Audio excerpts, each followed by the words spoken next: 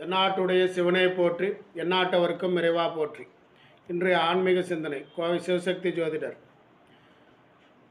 அருளை வாரி வழங்கக்கூடிய எத்தனையோ கோயில்கள் இருக்கும்போது ஒரு சில கோயில்கள் மட்டும் பரிகார ஸ்தலங்களாக போற்றப்படுகின்றது. அது ஏன் அப்படின்னு பார்த்தீங்கன்னா, அந்த காலத்தில் சூரியன், சந்திரன், நவகிரகங்கள், மற்ற இதர தெய்வங்கள் அத்தனையுமே ஒரு சில கோயில்களுக்கு சென்று அவருடைய பிரச்சனைகள் நிவர்த்தி ஆனதுனால அதை பரிகார ஸ்தலங்களாக பாவிச்சாங்க, அறிவித்தாங்க.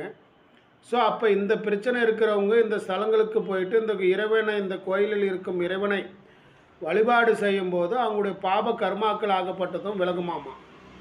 அப்போ இந்த கோயில்கள் வழிபாட்டு முறைகள் எடுத்துக்கும் போது அவங்க வாழ்க்கையில் செய்த பாவங்கள் விலகி அவங்க ஒரு நிரந்தர நிலைகளை அடைவாங்களாமா. அதனால் இந்த ஒரு சில கோயில்கள் பரிகார கோயில், மற்ற கோயில்கள் அருள் பெற்ற கோயில்களாக விளங்குகிறது. இந்த ரெண்டு வகையில் கோயில்களை பிரித்து பார்க்கப்படுகிறது. ஸோ உங்களுக்கு அந்த மாதிரி அமைப்புகள் இருந்து அந்த கோயிலுக்கு சென்று தெய்வ அனுகிரக அருள்களை பெற்று வாழ வாழ்த்துக்கிறோம். அனைவருக்கும் அனைத்தும் கிடைக்கட்டும். நன்றி, வணக்கம்.